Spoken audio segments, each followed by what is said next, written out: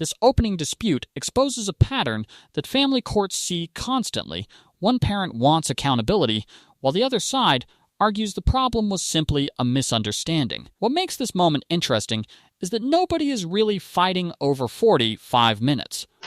What time was the child supposed to be there, and what time did the child ultimately get there? She was supposed to be there at 6 o'clock, and she didn't arrive until about 6:45. All right. So what are we seeking on this, Mr. Blumberg? Well, Judge, my client filed this complaint on her own. I'm not sure what relief she's asking. There was a delay, certainly. What do you want to see happen as a result of this? I just wanted it on record that she was dropped off late. That was all. So. Okay. And I actually put that in the papers when I filled them out. I just wanted it to be put on record is all I was looking for. Ms. Robinson, anything that you or your client wants to say as to why the late drop-off? Yes, Your Honor. This was actually their first drop-off after coming to agreement on their 50-50 parenting time and everything. The language said the day before spring break starts. My client was confused about which day that was. Normally the two would communicate, but Ms. Cassell put in a PPO that made them have no contact. She did contact the person that Mr. Cassell has had dropping off. As soon as she was contacted, it was cleared up and Ava was dropped off. It was just a mistake. All right. So I will dismiss the show cause, but obviously the parties both need to make sure they're following the terms. If it becomes an ongoing issue, then certainly there can be contempt and future sanctions. Anything else, counsel? No, Judge, thank you. No, thank you.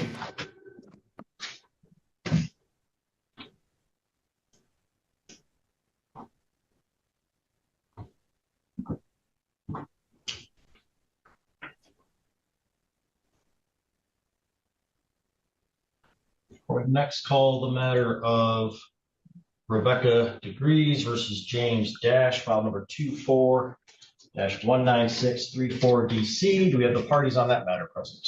Yes, Judge Elliott Blumberg on behalf of James Dash, the defendant. Thank you. And do you have Ms. Degrees present? Does not appear so, having heard no response. We're here for a variety of things. You've got a motion, is that correct, Mr. Blumberg? As well as then we have some show causes. Yes, Judge. The long history of Mr. Grez is that she fails to follow the court order, has continued to deny my client parenting time. We had a hearing before you, which resulted in a finding of contempt against Ms. DeGrez. It ordered make-up parenting time, which my client still is being denied. Moreover, the parties share joint legal custody of the minor child. She has unilaterally changed schools without consulting with my client. All of that has led to us filing our motion to change custody in this case. And we'd ask the court to schedule an evidentiary hearing to conduct a determination whether physical custody should be changed.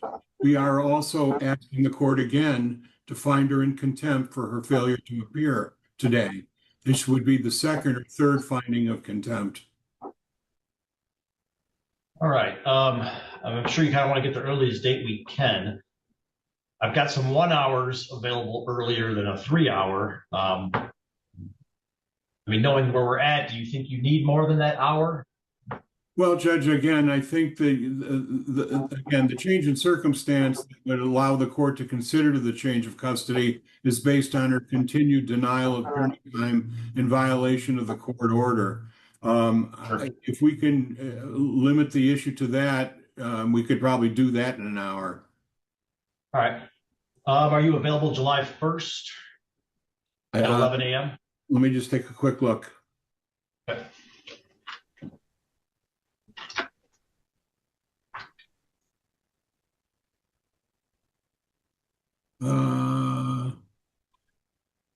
Russell, no, I'm well, that's not gonna. I'm sorry, at what time? 11 a.m. Yeah, I think we can do that. Okay. So we'll put you on for July 1st at 11. We can spill over into the lunch hour a little bit too if we need some additional time. But given the state of this case, I think it's important to get us before the court as soon as possible, given her lack of appearance and participation and what is going on. So we'll schedule the matter for an in-person hearing on July 1st at 11 a.m. Judge, would you consider, I mean, she was ordered to appear today by both you and Judge Mertz, and her failure to appear, I'm asking the court to find her again in contempt. I'm going to address all of her contempt issues at that hearing on July 1st. And certainly there's a variety of potential reasons to find her in contempt, and I will address all those on July 1st. Okay, thank you. Thank you.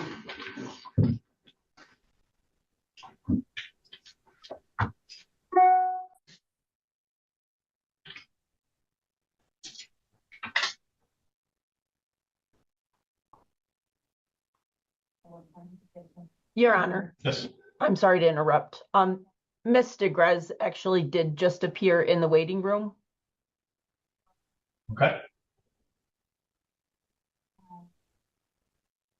Is she in the courtroom now? I did just bring her in. All right. Do we have Rebecca DeGrez present?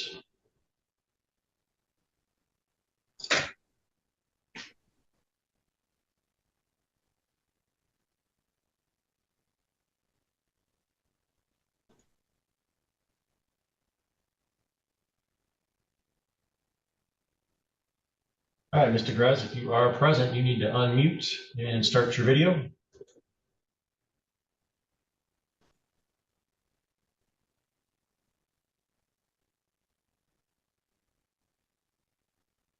The parenting dispute involving schedule changes and a haircut appears minor on the surface, but underneath it sits a deeper conflict over parental influence. Neither side is truly arguing about hair. They are arguing about authority.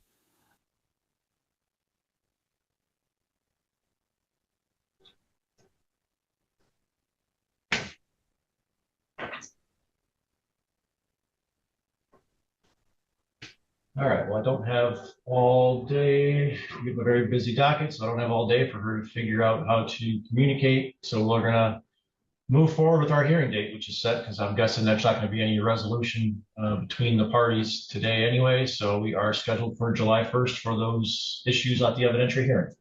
Thank you. Thank you. What we call the matter of Chase Johnson versus Anna Perry, file number 20-18298C. Do we have anyone present on that matter? Yes, Your Honor. Yes, I'm here, Your Honor. Thank you. Both parties are present. This is a show cause hearing.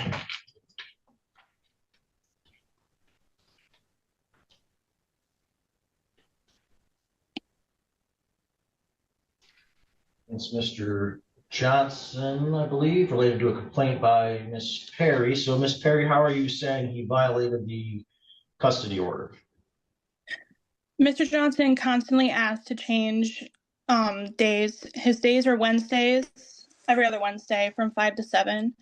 And just about every single Wednesday, he's asking to change or cancel, or he's having someone else pick him up, and he's not even spending half of his time with the child like he's supposed to. And then Mr. Johnson cut the child's hair without me being okay with it. All right. Is there any sort of order that says you guys have to come to agreements regarding haircuts? I don't even know if he is supposed to alter the child's physical appearance whatsoever.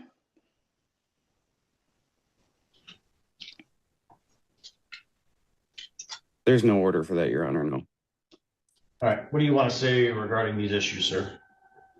I mean, my son, he asked for the whole changing the visits. It's not an all the time thing. And she's only referring to the date of March 4th. We changed it to March 5th. And at the time, it seemed like she was okay with it. And then as for the haircut, she was telling me that she just can't get him to do it. So I was going to get my haircut one day. And he wanted to get his cut too. So I figured I'd take advantage of the fact that he wanted to get his cut. So I took him to a professional, picked a haircut that he's had in the past, got him that haircut. And then it wasn't an issue until after CPS was called on her when my son came to me with the bruise and said that her and her boyfriend spanked her. So I don't understand why we're even here. To be honest, I don't understand what I did wrong. Mr. Perry, what is the issue with the haircut? Is there some religious reason not to cut hair, or you don't like the haircut style, or you want to be the one doing the haircuts? What is the issue? So Colton had longer hair. He loved his longer hair. He didn't want to cut, so I was teaching him how to properly brush his hair out. He had come to me before, bawling his eyes out, saying that Mr. Johnson's wife was calling him a little girl. And then Mr. Johnson asked if he could cut his hair. I told him no.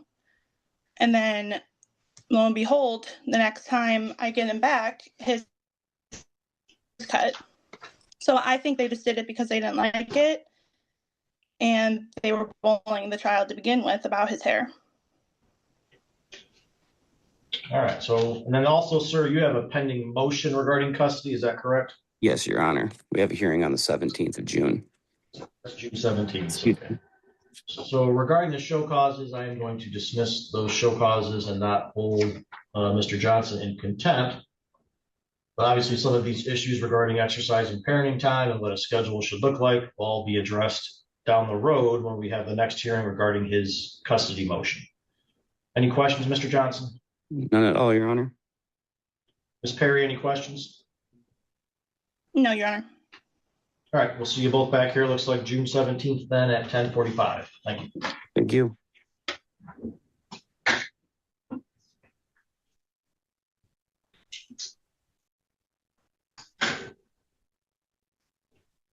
Next on the docket is Stephanie Beebe versus Joseph Beebe, file number 21-18559DM. Do we have anyone present on that matter? I'm here, sir. My last name is Fiser, F-I-S-E-R. All right, thank you, ma'am. Thank you. And do we have Mr. Beebe present? I am. All right, and Ms. Fiser, this is your parenting time complaint, is that correct? Correct. And how are you saying the order was violated? We have 50-50 legal custody of our son, Cameron, who is 10. I was not made aware of a psych appointment until last minute, and I had said no to the appointment because I wasn't aware what was going on. And the file is to have both parties agree on a psychologist or a counselor for Cameron to speak to. All right, and so what remedy or what are you seeking at this time? I am just seeking for both parents to agree on the counselor or psychiatrist. I currently do not agree with the psychiatric nurse practitioner that Joseph has chosen. I laid out why in my complaints. And I just, moving forward, would like something stated that both parties need to agree to who he sees. All right, sir, what would you like to say? The only thing I've got to put to it is that we had an hour-long meeting discussing who we were going to have the boys see. I attached messages agreeing to the person that we had talked about him seeing, and that where we knew this psychiatrist from, and a whole bunch of other things. And then when it came time and we finally got the meeting set up, which took more time than expected, but when we finally got a meeting set up to establish care with him with this provider, we messaged her to let her know, which it was short notice. Yes, it was the next day that she was able to squeeze him in just for a consultation to see if her services were proper for him. This conflict demonstrates how joint legal custody can collapse when communication becomes fragile. Both parents claim they acted reasonably, but the disagreement exposes a common weakness in shared decision-making arrangements. Verbal understandings create opportunities for competing interpretations later. We let Stephanie know that she could be there with him for that meeting the next day. And instead of that, she decided to go in herself immediately, filed the complaint at the same time, and then decided that because we did that through the person she agreed with us with, that she was going to be biased because we chose him. When she made the complaint, we did stop. We let Miss Alicia know that we could not have Cameron go there because Stephanie decided to not allow it. We backed Cameron out of the meetings, and he has not been there at all. But I just want to say that she made this complaint immediately after telling her about the appointment, after we had agreed on it. All right, I'm not going to find Mr. Beebe in contempt, but we'll dismiss. Hold on, ma'am. Hold on, ma'am. Hold on, ma'am. I'll dismiss the show cause. Obviously, the parties do share joint legal custody, so you do have to come to decision on those matters together. So in the future, Yes. if you're discussing a counselor or treatment, and you guys come to an agreement, I would suggest that you put that in writing in case there is an issue down the road with somebody else backing out. So have documentation of that.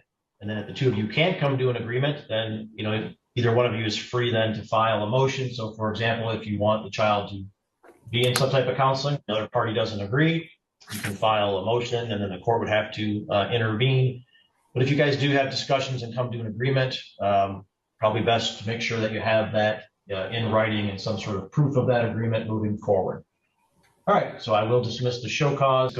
Schultz versus Richard Schultz, file number 12-14469 DM. We have the parties on that matter present. Yes, Your Honor, I'm part of Schultz.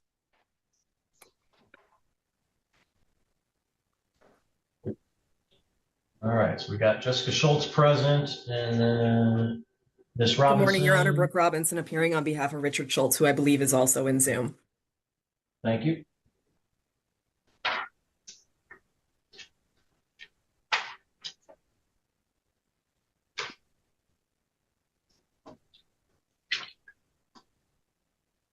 All right, and Ms. Schultz, this is your parenting time complaint, is that correct?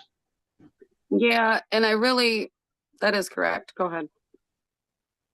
All right, and how are you saying the order was violated, and what are you looking for? Well, I'm realizing that during your court session this morning, we didn't have everything in writing. So we went back to where Sabine is now living with her father full time, and there was no contingency. There was no if this, then that. She was valedictorian when she lived with me. And I just thought her happiness was the most important thing. And now she's living with. Tell me how you feel the order was violated. Well, that's the thing. I don't think it was violated now that I'm listening to your court session. But beforehand, I had felt like it was violated because I thought that there was a certain standard, like you have to make your kid go to school.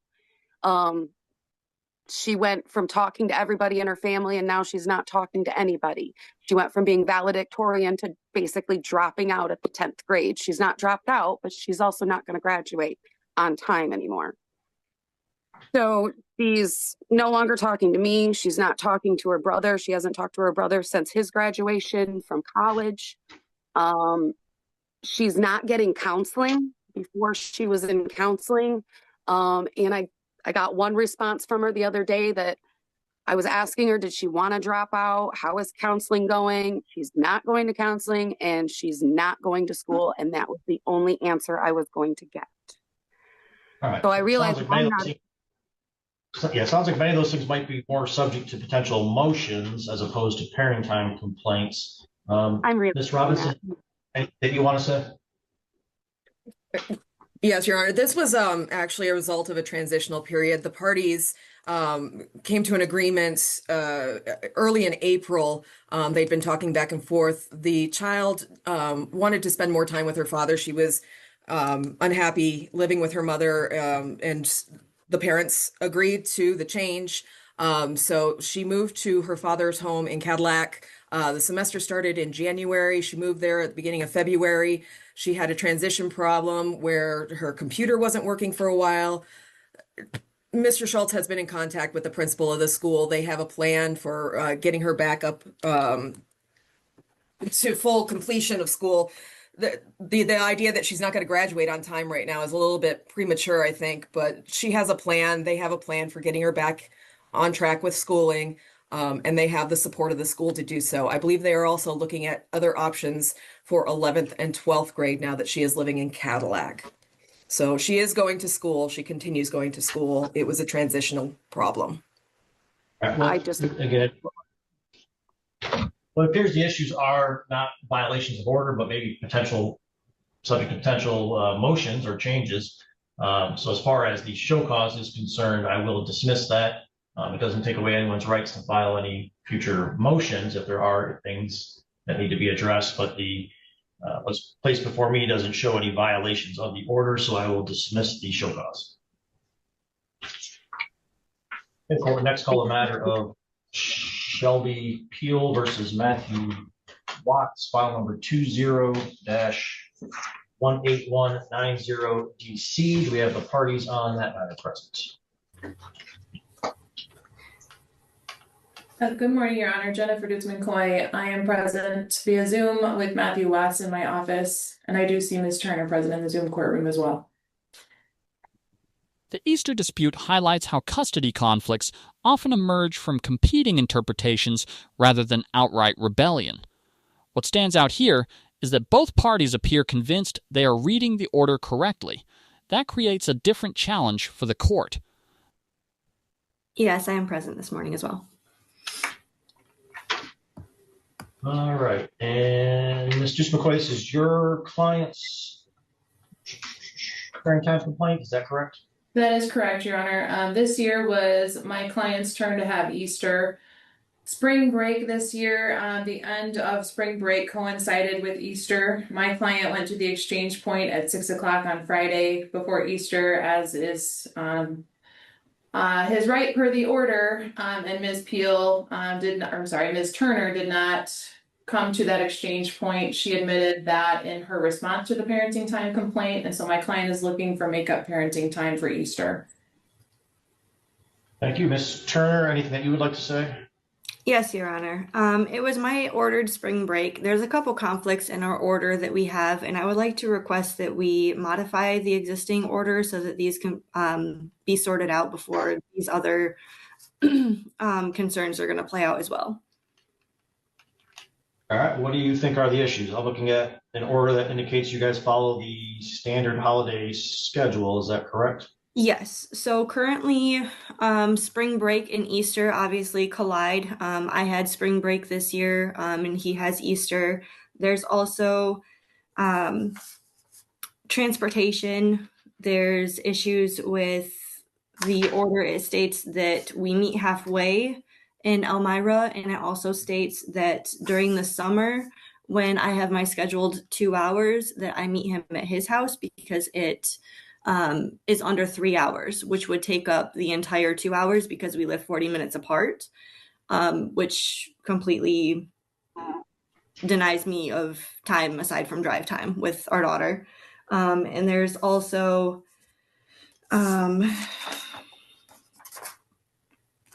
let's see here.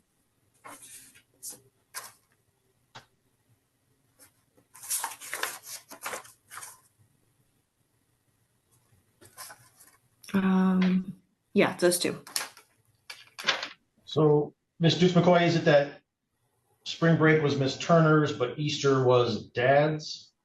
Yes, Your Honor. And in the actual the parenting time schedule, it specifically gives an example under holiday parenting time where it says, example, it is parent A's scheduled parenting time weekend, but it is parent B's Easter holiday. The allotted Easter holiday time for parent B would take place rather than the parent A's full scheduled parenting time weekend.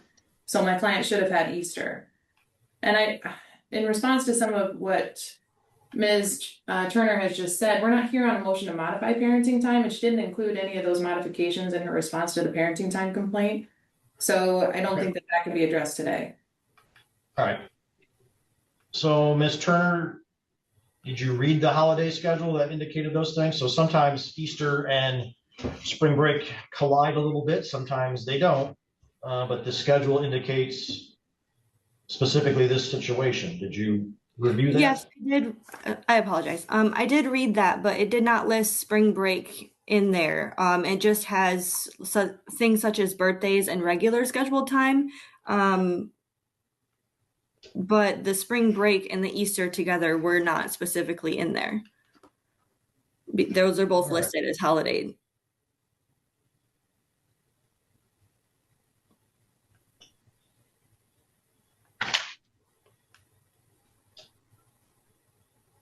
Well, I'm looking specifically, I read that from the 46th Circuit Court default holiday, school break and summer parenting time schedule that was updated most recently under the holiday parenting time section. So I don't know why there would be any confusion on that. I'm reading the exact order I was given from the court.